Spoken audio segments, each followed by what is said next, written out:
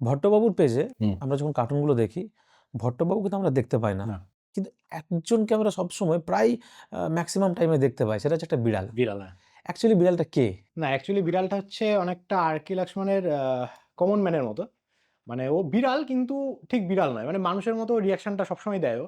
এবার আমি চাইছিলাম এমন একটা কাউকে রাখতে যার সাথে মানে কি বলবো? মানে অ্যাসোসিয়েট করা যাবে আরকি। যে হ্যাঁ, এ এই ছবিতে থাকা মানে হ্যাঁ, এটা মোটামুটি ওই কার্টুন আরকি।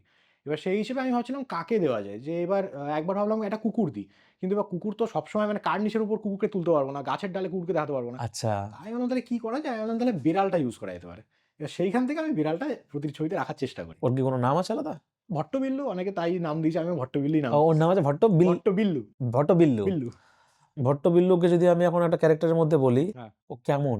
ও কেমন হচ্ছে ও ভুলটাকে ভুল বলে।